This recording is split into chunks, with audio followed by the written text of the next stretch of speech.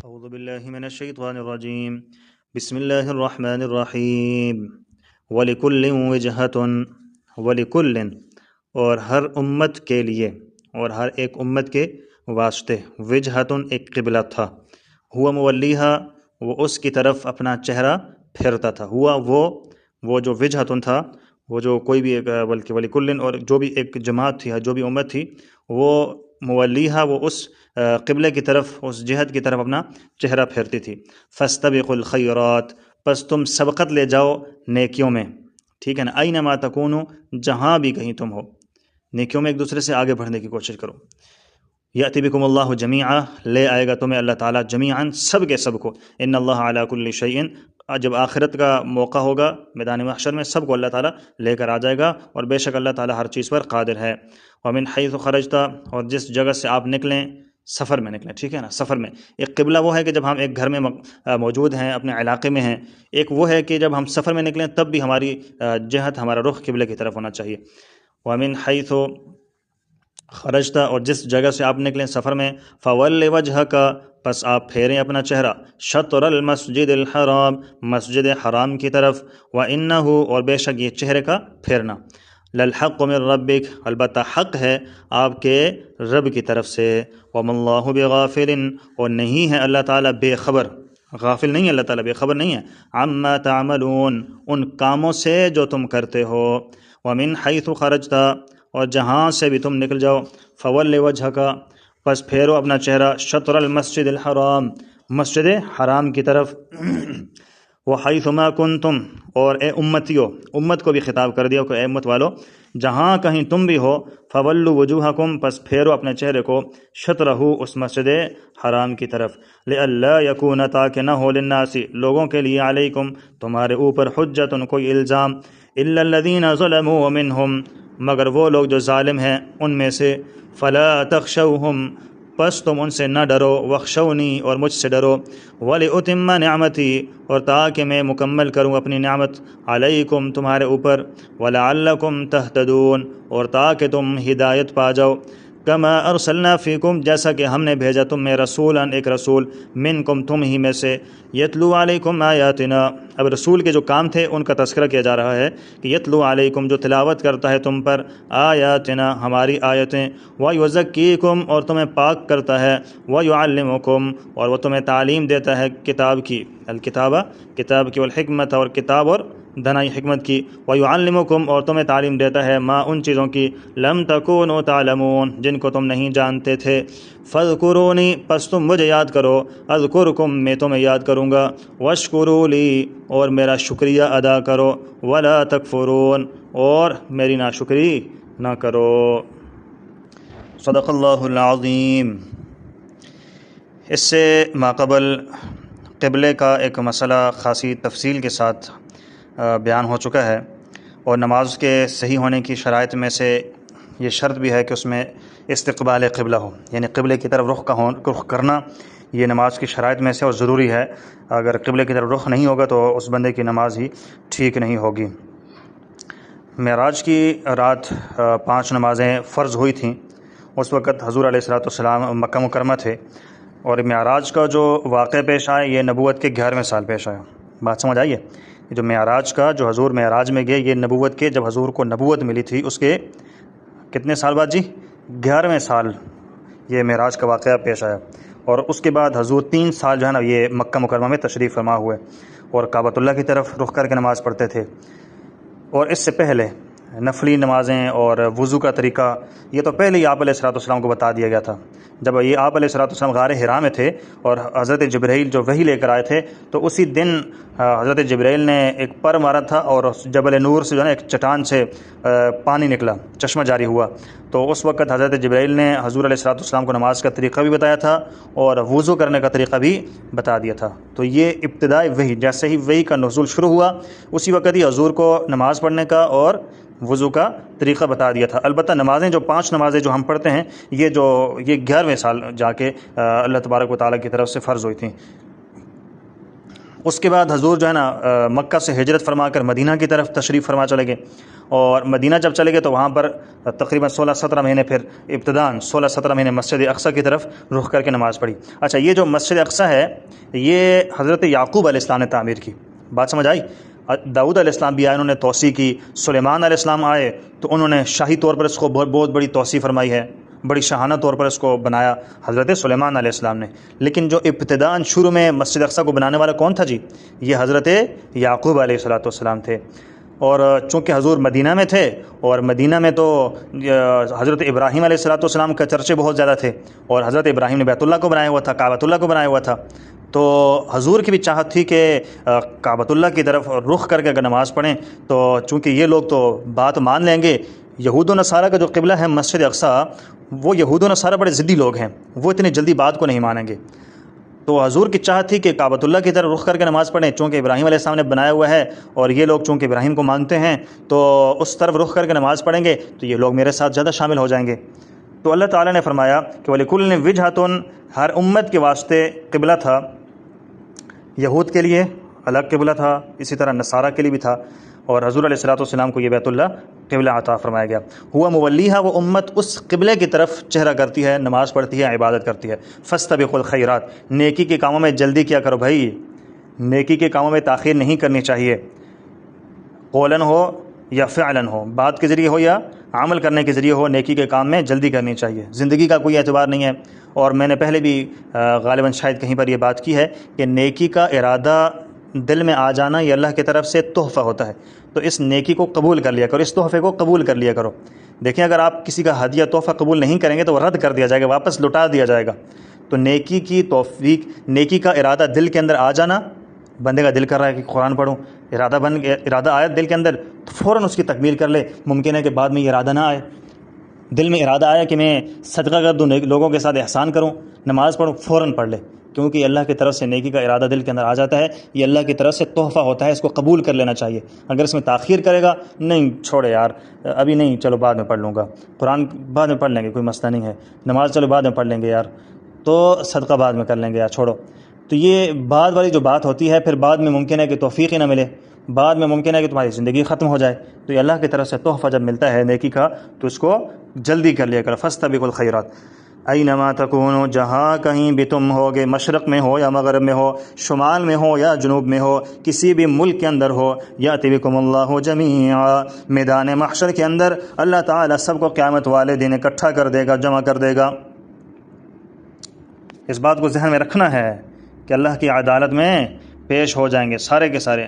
وہ کہتے ہیں کہ ہیہات ہیہات لما توعدون، سورہ مومنون آیت نمبر 36 میں وہ کہا کرتے تھے کہ بہت دور ہے، بہت دور ہے وہ جس کا تم وعدہ کیے جاتے ہو، دوبارہ اٹھنا وہ کہا کرتے تھے کہ بہت دور ہے۔ وہ یہ بھی کہا کرتے تھے من یحیی العظام وہی رمیم، بوسیدہ ہڈیوں کو کون زندہ کرے گا؟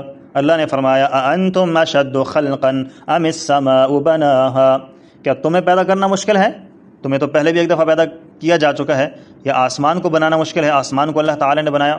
رفع سمکہا فسواہا، اللہ نے رات بھی بنائی، دن بھی بنایا۔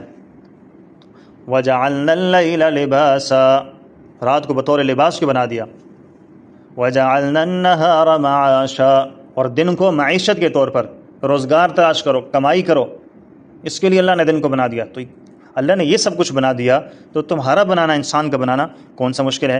اس لیے فرمایا ان اللہ علی کل شیء قدیر، اللہ تعالیٰ ہر چیز پر قدرت رکھنے والا ہے، حقیر سے قطرے سے اس انسان کو بنانے والا اللہ تعالیٰ اس بات کی قدرت رکھتا ہے کہ آخرت میں اللہ تعالیٰ اس انسان کو دوبارہ زندہ کر دے۔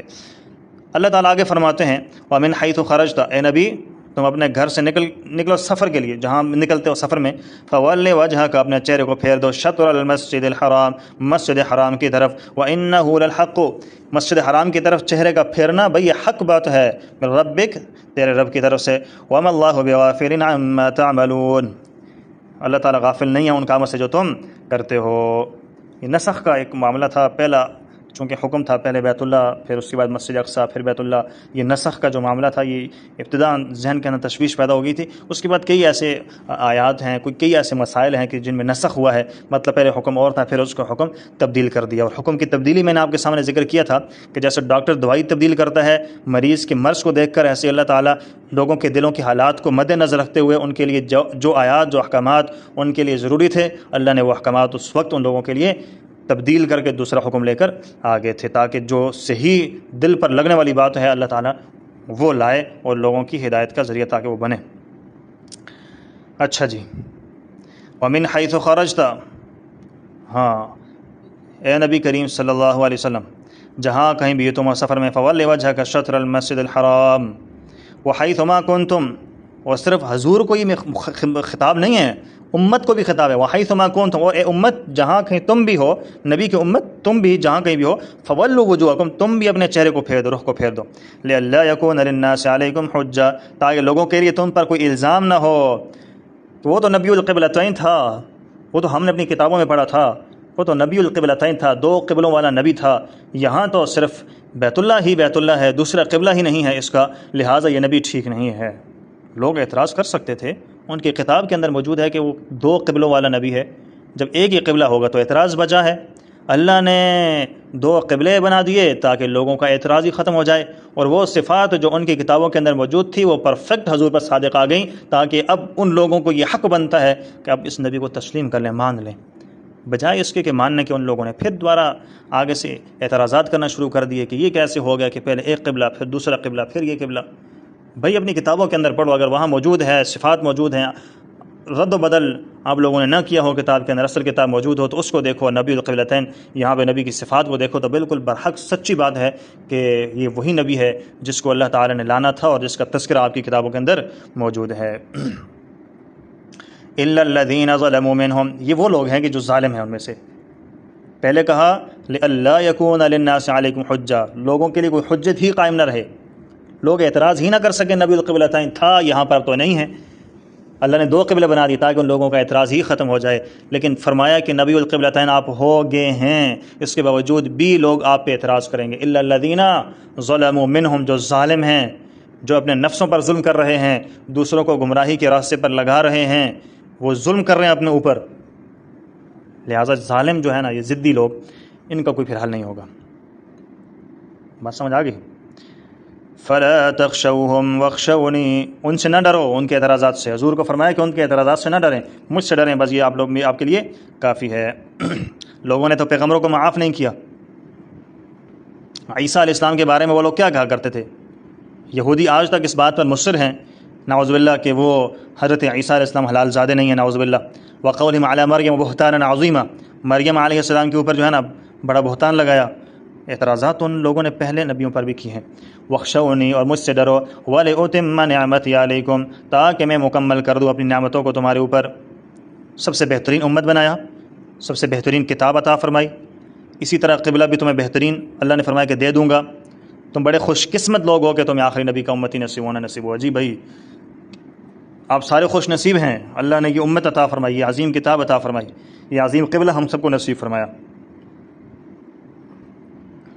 کیسی عظیم ہے کہ حضرت عیسیٰ علیہ السلام نے دعا مانگی اللہ سے کہ اللہ مجھے اس امت کے اندر پیدا فرما، کچھ عرصہ یہاں پر حضرت عیسیٰ علیہ السلام اس امت کے اندر آئیں گے، اس امت کے اندر رہیں گے، جیسے ہم نماز پڑھتے ہیں ویسے نماز پڑھیں گے، لوگوں کو حق کی دعوت دیں گے، اللہ کی طرف بلائیں گے۔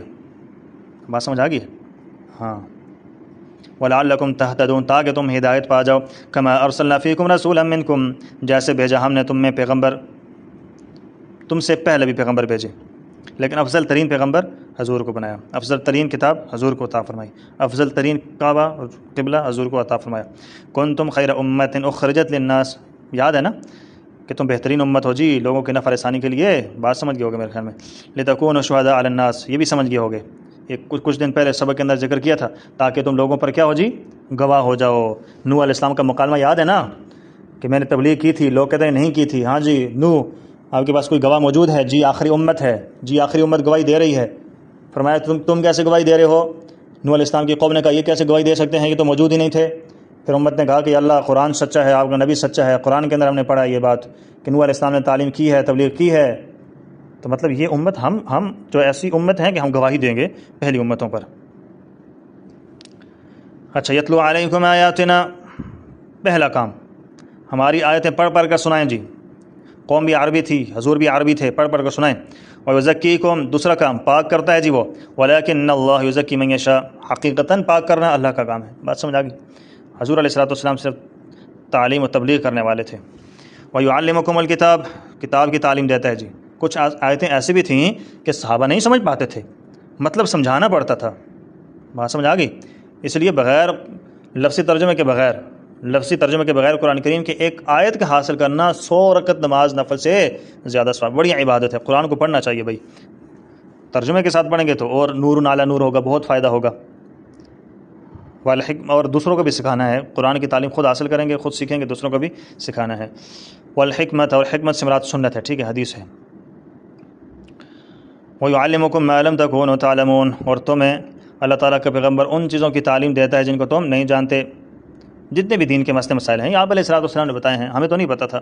فَاذْكُرُونِی، پس مجھے یاد کرو، وَاذْكُرْکُم، میں تمہیں یاد کروں گا۔ فَاذْكُرُونِی، تم عبادت کے ذریعے مجھے یاد کرو، میں تمہیں اس کا بدلہ و جزا بھی دوں گا۔ اور ایک ترمذی شریف کے اندر روایت ہے جی، فرمایا، اللہ تعالیٰ فرماتے ہیں، من ذکرنی فی نفسہ ذکرت فی نفسی، جس نے مجھے اکیلے یاد کیا میں اس کو اکیلا یاد کرتا ہوں، جس نے مجلس میں مجھے یاد کیا اس سے بہتر مجلس کے اندر میں اس کا تذکرہ کرتا ہوں۔ بہتر مجلس فرشتوں کی مجلس بھائی۔ وشکروا لی، میری نعمتوں کا شکریہ ادا کرو، ولا تکفرون، میری ناشکری نہ کرو۔ اللہ تعالیٰ کی بے شمار نعمتیں ہیں، اللہ تعالیٰ ہمیں نعمتوں کی قدر کرنے کی توفیق عطا فرمائے اور ناشکری سے اللہ تعالیٰ ہم سب کو محفوظ فرما دے۔